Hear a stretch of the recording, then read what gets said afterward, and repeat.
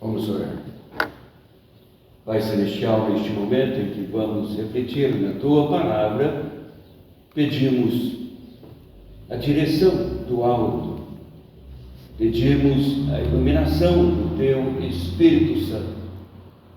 Ajuda-nos, ó Senhor, a entender a Tua Palavra, para que, assimilando melhor a bendita e eterna Palavra, sejamos então motivados a obedecer à Tua vontade.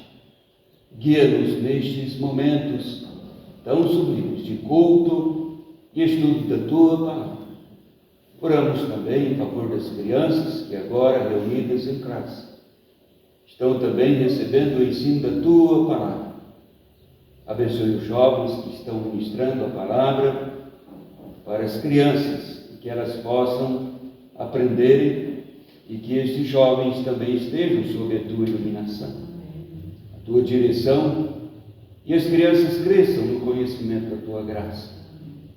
Pedimos assim a Tua bênção, orando em nome de Jesus. Amém.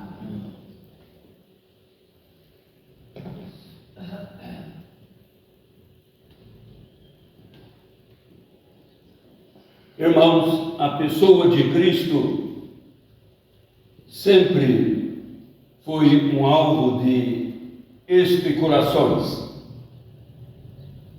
Como o ser humano tem especulado, como tem questionado a pessoa de Cristo. São muitos os artigos, livros, filmes, pinturas, eis até a arte, especulando a pessoa de Cristo. Sim, alguns até harmoniosos a história de Cristo nos evangelhos, outros somente querendo contrariar a história de Cristo Jesus. Também, alguns cristãos nutrem dúvidas, e não poucas, a respeito de Cristo, principalmente sobre a sua natureza divina. Hoje, Epifania. E é isto para nós. É o que estamos vendo. Epifania significa aparição. Epifania significa manifestação. Então, Epifania fala da manifestação de Deus. É uma referência ao nascimento de Jesus. Quem se fez ser humano foi Deus, em seu Filho Jesus Cristo. Dá para entender, irmãos, a importância que tem, de fato, Epifania. Às vezes achamos que é apenas uma data no calendário litúrgico, na liturgia da igreja. Epifania, isso é coisa de igreja, está lá, coisa religiosa. É de fato, mas é muito mais do que isto. Está falando da revelação, da manifestação divina em Cristo na sua manjedoura.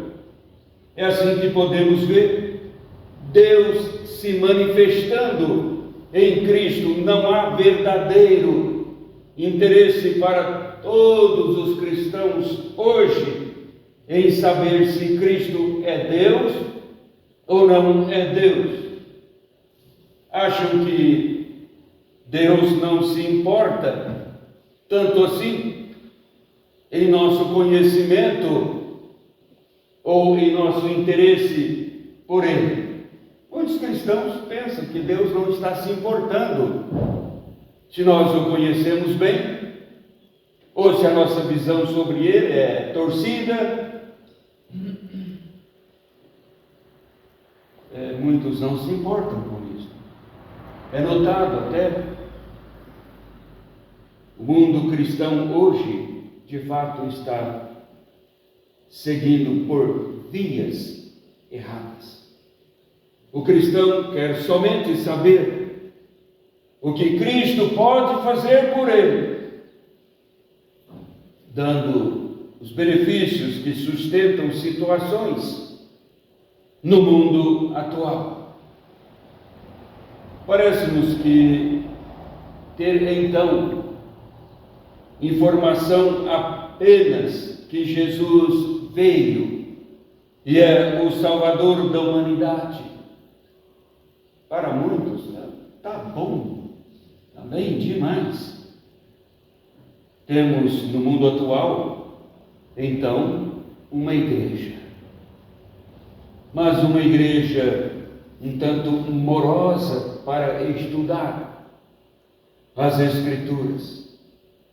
E não há dedicação, não há consagração para conhecer a Cristo, e conhecer mais a Cristo, e conhecer um pouco mais de Cristo como a manifestação, a revelação de Deus. Epifania, de fato, encerra o tempo do Natal e aponta para Cristo vindo como manifestação de Deus.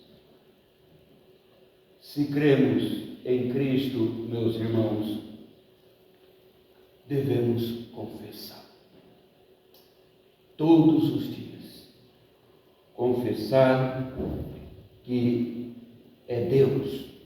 O apóstolo João, escrevendo esta carta, e convém pensarmos na literatura joanina, então, a literatura de João. No Evangelho, ele já começa defendendo a divindade de Cristo, e nas suas cartas ele fala tanto sobre a humanidade e a divindade de Cristo, e diz tratar-se de apostasia quem está negando a divindade e a humanidade de Cristo. Ele chama isso de incredulidade. O texto que fizemos a leitura, ele conclui a sua primeira carta dizendo: também sabemos que o Filho de Deus é vindo e nos tem dado entendimento para reconhecermos o verdadeiro, e estamos no verdadeiro, em seu Filho, Jesus Cristo. Este é o verdadeiro Deus, a vida eterna se nos tem dado. É isso que João diz. Para cada cristão, Deus dá entendimento. Diz o apóstolo, ele nos tem dado entendimento, isto é, capacidade para discernir o que é verdadeiro do falso. Não há razão para ter medo do falso.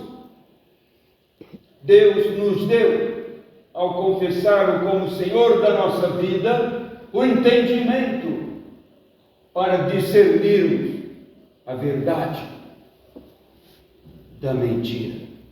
Se a compreensão sobre a pessoa de Cristo não inclui a sua natureza divina, então esta compreensão é falsa, não vem das Escrituras. Mas muitos que trazem este estigmatismo cristão, é cristão também, mas não olham para Jesus como sendo Deus, o Deus eterno. Aí aquele menino que nasceu na manjedoura, aquele menino que cresceu, aquele menino que surpreendeu a todos, aquele menino que contrariou o sistema e foi morto, pregado numa cruz. Admirável menino. Isso é ser. Do que vale esse tipo de Jesus? Mas muitos estão pensando nele assim. O credo apostólico, de quando em quando, Pai, Filho, Espírito Santo, depois a Igreja. E quando chega em Cristo, diz: creio, creio, creio, creio em Jesus Cristo, o qual foi concebido por obra do Espírito Santo. Ora, como nós falamos, temos no inário, nós lemos na igreja, não é? Recitamos o credo apostólico e falamos, ele foi concebido por obra do Espírito Santo. Mas como nós falamos? Sabemos que de fato foi assim, ou porque o credo apostólico resumiu para facilitar a nossa confissão da fé? E então nós falamos quais papagaios? Ou nós fomos às Escrituras para saber se o credo apostólico está certo? Marcos inicia o evangelho que ele escreveu, apresentando Jesus Cristo já iniciando o seu ministério terreno. Ele fala sobre João Batista, já começa a falar sobre as pregações de arrependimento, pregações com apelo ao arrependimento de João Batista, e então Jesus, o batismo de Jesus, e já iniciando o seu ministério. Lucas inicia o seu evangelho com os anúncios proféticos do nascimento imediato de Jesus e os anúncios depois. Cristo nasceu, ele fala sobre Jesus que vai nascer, o Jesus que nasceu. João apresenta Cristo no seu evangelho, e ele apresenta Cristo na sua manifestação também, dizendo: e o Verbo se fez carne e habitou entre nós, cheio de graça e de verdade. Olha, Mateus seguiu no início do seu evangelho para tempos anteriores ao nascimento de Jesus, e começou o seu evangelho registrando a genealogia de Cristo. Ele fala: esta é a genealogia de Jesus Cristo, filho de Davi, filho de Abraão. Abraão gerou Isaque, diz ali no capítulo 1, o início.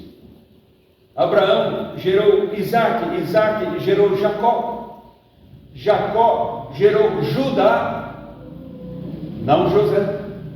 Jacó gerou Judá e seus irmãos, e prossegue. E Judá gerou, porque ele é linhagem de reis, chegando a Davi na genealogia de Cristo Jesus, por Judá.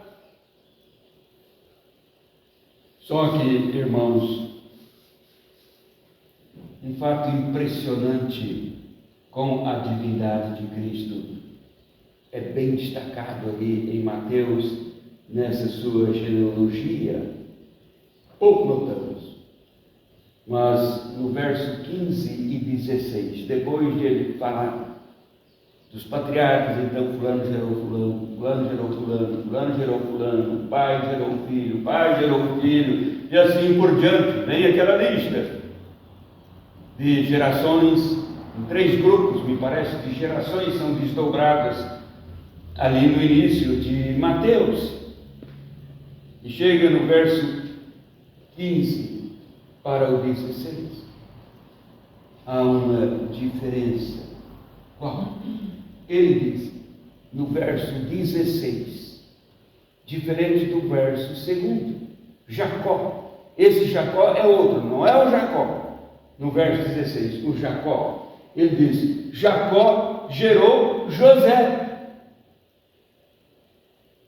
Mas não é o Jacó, o pai do José do Egito, que está lá no início. Este é Jacó também. O José, o pai adotivo de Jesus. Só que ali muda, porque diz: e Jacó gerou José, marido de Maria, da qual nasceu Jesus, que se chama o Cristo. Não deveria ser assim, já que vem nessa forma. Fulano gerou gerou o outro, e assim por diante. E Jacó gerou José, José gerou Jesus. Não podia ser. No sentido biológico, José teve que dar um passo de lado. Ele teve que, neste momento, na genealogia de Cristo, aí no versículo 16, José teve que sair um pouco de lado no nascimento de Jesus, porque ele é o pai adotivo, ele não gerou. Aí ele é apresentado como o marido de Maria, que deu à luz. Maria, da qual nasceu Jesus, que se chama o Cristo. No seu nascimento, Jesus se manifestou em carne, assumiu a natureza humana, mas ele não excluiu, não deixou a natureza divina. É por isso que nós falamos do credo apostólico. É obra do Espírito Santo, e é isto que a Bíblia diz. Cristo se manifestou como Deus na manjedoura. No início do seu ministério terreno, Jesus, como nós lemos em Mateus capítulo 4, já no início do ministério terreno, Jesus foi tentado por Satanás.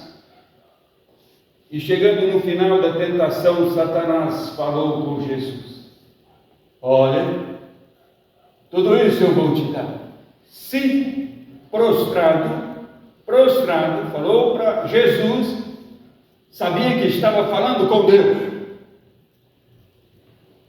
Se prostrado, ó Deus, me adorares. E Jesus lança mão novamente das Escrituras. Está escrito: ao Senhor teu Deus adorarás, só a Ele darás culto. Agora, é interessante porque Jesus aceitou a adoração das pessoas, e isto prova que Ele é Deus, porque você pode louvar uma pessoa. A Bíblia não fala de pessoas louvadas, honradas, elogiadas, homenageadas.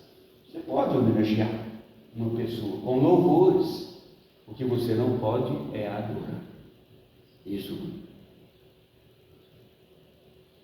E Jesus recebeu. Ele recebeu adoração. Isso prova a sua divindade. A história dos magos. Os magos que visitaram a Jesus, às vezes é até chamado de Epifania. E nesta ocasião ainda, muito se volta para aquele quadro dos, não reis magos, dos magos. Até é dito que deveria ser sábios. Uma versão da Bíblia diz sábios, é o mais correto para o nosso contexto, já que mago às vezes é uma pessoa que faz truque, é diferente. Mas estes eram sábios, estudiosos, como sendo cientistas, desenvolvia a capacidade da medicina da época, eram pessoas honradas pelas cortes no Oriente, estes, traduzindo magos. E eles, no estudo deles, verificaram. Chegou o rei. Os magos sabiam sobre o nascimento de um novo rei, por terem visto uma estrela nos céus. Mas tudo aqui não é fantasia. Estudos da época. Então eles foram e caminharam uma longa distância. Às vezes nós imaginamos os magos chegando ali, naquele estábulo, né? E se fosse fazer uma foto, então nós íamos pegar a Maria ali ao lado da manjedoura e o José ali do lado, e os magos também chegando, os pastores, quem sabe que foram lá também, depois de receberem o comunicado do anjo. Então a nossa mente constrói dessa forma os magos chegando ali, mas eles vieram depois. No 8º dia, a criança ainda foi apresentada, aliás, foi circuncidada. 33 dias depois da purificação é que a criança foi apresentada no templo. Então, não menos que 40 dias. Estes sábios vieram de longe. Pode ser que até vieram antes, a maneira como Deus comunicou com eles, dada a distância. Quando eles chegaram, eles foram para o palácio. Eles falaram com o Herodes. Trata-se de um rei, então vamos ao palácio saber onde está este rei. Os gentios, dando mais honras a Deus do que os próprios judeus. Aqueles gentios que foram, eles procuraram no palácio de Herodes, tratava-se de um rei, mas foram encontrar, não na multidão. José e Maria já estavam na casa, Mateus diz, eles entraram na casa, e então a adoraram. Eles reconheceram a divindade de Cristo. Por isso eles perguntaram assim: onde está o recém-nascido rei dos judeus? Era o rei dos judeus, mas que reinaria sobre todos os povos, na compreensão daqueles sábios, e por isso foram até lá. Sabiam que este rei era esperado, mas sabiam mais, e tinham absoluta certeza que o reino que ele veio estabelecer é eterno, não tem fim, e não é somente para os judeus. Reconheceram a sua divindade, então afirmaram: vimos a sua estrela no Oriente e viemos para quê? Para adorar um reino para todos os povos. E eles adoraram a Jesus, na certeza de que estavam adorando Deus. A divindade de Cristo se vê no fato de ele aceitar sempre a adoração, como aquelas mulheres que foram para embalsamar o corpo de Jesus no domingo da ressurreição. Mas o anjo falou: ele não está aqui, ele vive. E deu orientações a elas para falarem com os discípulos onde encontrariam Jesus. Elas seguiram e Jesus veio ao encontro delas. Elas reconheceram Jesus e adoraram a Jesus, porque Jesus é o Deus eterno e recebe adoração. Então, irmãos, Epifania é exatamente isto. É a manifestação de Deus em Cristo Jesus. O tempo agora encerra o Natal de Cristo. O tempo do Natal está encerrando. E fica, então, para a igreja esta consciência de que aquele que nasceu ali na manjedoura é a mais elevada expressão do amor de Deus para conosco. É Deus se manifestando em carne para se colocar do lado do ser humano, para pagar a dívida do ser humano. Veja o que Epifania pode, o Epifanes, como temos no Novo Testamento. Paulo usa essa palavra da Epifania na sua carta a Timóteo, quando ele fala sobre a segunda vinda de Jesus, a manifestação de Cristo, porque isto é Epifania. Mas agora o tempo do Natal, o tempo encerrou. E seguiremos no tempo, na primeira parte do tempo comum. Até a quarta-feira de cinzas, esse é o tempo marcado na liturgia cristã. Então, irmãos, vamos assim, encerrando esse tempo do Natal, mas sempre, como tanto falamos nestes dias do Natal, visitando a manjedoura, mas com os olhos agora na cruz. E seguiremos assim para o período da Páscoa. Porque para isto, para a cruz, é que veio a manjedoura. Então vamos levar em nossos corações essa dádiva de Deus, em manifestar-se como Deus, sem deixar a sua divindade, mas fazendo-se um ser humano para pagar a nossa própria dívida, interceder por nós. Que Deus nos abençoe.